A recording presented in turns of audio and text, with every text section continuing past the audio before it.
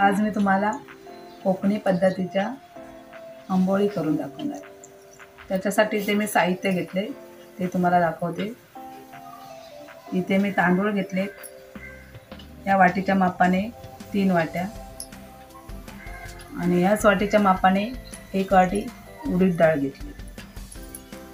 त्याच्यामध्ये घालण्यासाठी 4 चमचे आपले चणा डाळ घेतली, आणि याच वाटीच्या मापाने 1 वाटी आपल्याला पोहे घ्यायचे। इथे मी तांदूळ स्वच्छ 3 ते 4 पाण्याने धुवून घेतले आणि जास्तीचं पाणी घालून भिजत ठेवणार आहे 7 ते 8 तासासाठी।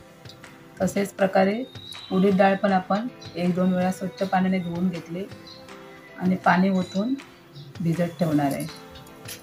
चणा डाळ पण आपल्याला भिजत ठेवायची 7 ते 8 तासासाठी। पोहे आपल्याला फक्त तांदूळ आणि डाळ आपण वाटायला घेणार तेव्हा थोडे 5 ते 10 मिनिटं अगोदर भिजवून ठेवायचे। डाळ आणि तांदूळ आपल्याला वेगवेगळे भिजवायचे धुवून। इथे आपले डाळ तांदूळ भिजून 8 तास होऊन गेले। आता आपण हे छान असे बारीकसर वाटून घेऊ। हे डाळीचं पाणी आहे ते आपण तांदूळ आणि डाळ वाटते वेळी घ्यायचं आहे। तांदळातलं पाणी थोडं मी काढून टाकतो, आणि उडदाच्या डाळीमध्ये जे पाणी आहे ना ते आपण याच्यामध्ये तांदूळ वाटताना वापरायचं आहे, कारण का त्या डाळीच्या पाण्यामुळे आपलं पीठ येण्यासाठी छान मदत होते।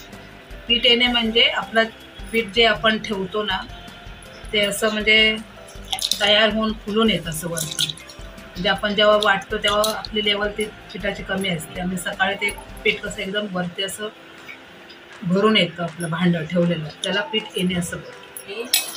डाळ वाटून घेते, कारण का डाळ कशी चिकट असते ना, मग ती भांड्याच्या मिक्सरच्या भांड्याला चिटकून बसते। मग आपण कसं तांदूळ वाटते वेळी ते पूर्ण निघू नये म्हणून पहिले डाळ वाटली। जास्त पाणी नाही घालायचं, जेवढं आपल्याला लागेल तसं पाणी घालायचं। इथे आपल्याला डाळ असे छान बारीक वाटून घ्यायचे एकदम मऊसूर। तांदूळ आपल्याला थोडे जाडसर, थोडे 0 साईजच्या रव्यापेक्षा 0 साईजच्या रव्या इतके जाडसर वाटले तरी चालते। नाही, डाळ आपल्याला एकदम स्मूथ अशी वाटून घ्यायची बारीक।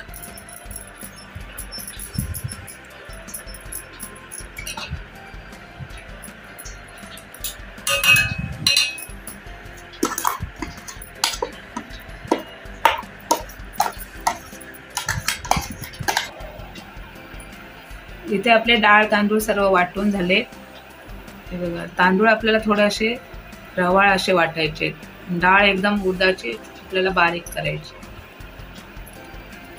तर आपण हे सर्व मिश्रण मिक्स करून घेऊया। इथे मी मिक्सरचं भांडं धुवून घेण्यासाठी थोडं कोमट पाणी करून घेतले, थोडंसं टाकून घेते। आता आपल्याला याच्यामध्ये मीठ घालायचं नाही, आपण करते वेळी मीठ घालायचं आहे। आता थोडं आपण हे पीठ छान असं हाताने मिक्स करून घेऊया।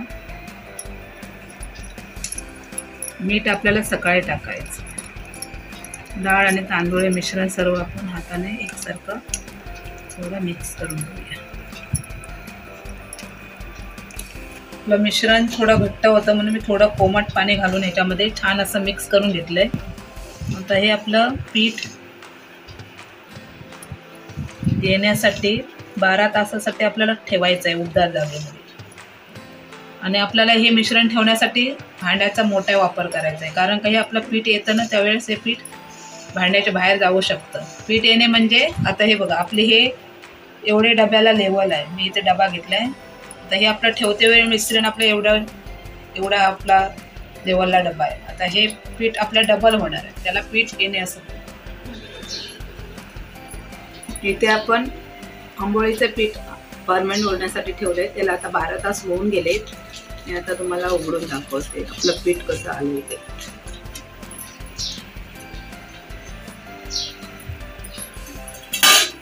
हे पहा, आपलं पीठ कसं रात्री आपण ठेवलं त्यावेळी किती कमी होतं आपलं म्हणजे त्याचं हे प्रमाण, आणि आता बघा त्याचं पीठ डबल झालेलं आहे। त्यालाच आपलं पीठ येणं असं बोलतात।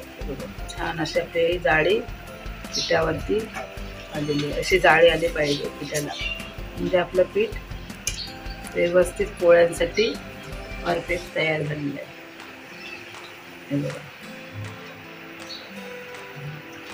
आता आपण जेवढं आपल्याला वापरायचं आहे तेवढं पीठ आपण काढून घ्यायचं. त्या पिठामध्ये फक्त मीठ मिसळायचं आणि बाकीचं पीठ आपल्याला जर फ्रीजरमध्ये स्टोअर करून आपण ठेवू शकतो 1-2 दिवसाचं. आता मी ते मिक्स करून घेते. पहिलं थोडंसं पीठ काढून घेते. मी छान असं मिक्स करून घेऊया.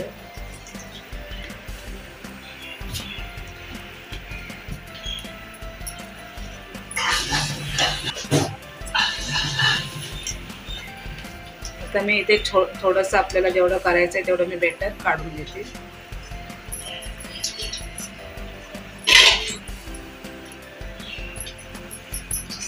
इथे मी तेवढं मला करायचे पोळ्या तेवढं मी पीठ बेटर काढून घेतले.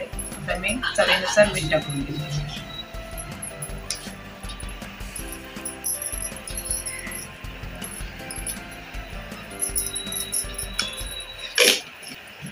छान आपण मिक्स करून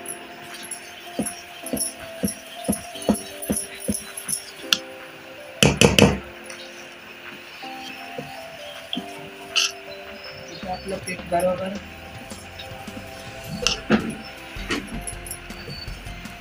थिकनेस त्याचा बरोबर एवढाच ठेवायचा. पातळ जास्त पण पातळ नाही करायचं. हे प्रमाण बरोबर आहे. इतकंच पातळ आलं पाहिजे.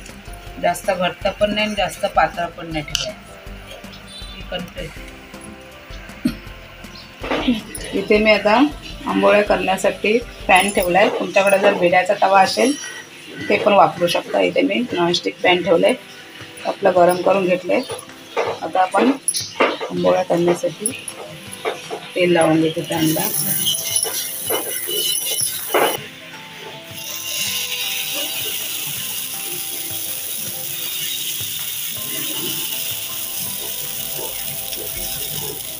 जास्त पातळ नाही करायची. हलकी अशी आपले पेल्याच्या साहाय्याने प्रेस करायची. पण मोठ्या नाही एवढ्या ह्या साईजच्या आपण करून घ्यायचं.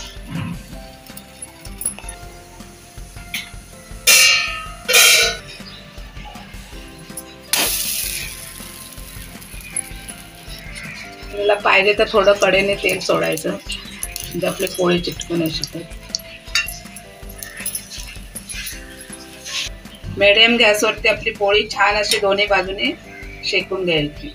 असा ब्राऊन कलर येईपर्यंत. एकदम करपवून पण नाही करायची जास्त काळी करून. दोन्ही साईडने छान असे शेकून घ्यायचे. गॅस आपला मीडियम ठेवायचा. जास्त फास्ट पण नाही ठेवायचा. शेकते वेळी घालते वेळी फक्त गॅस आपला फास्ट ठेवायचा.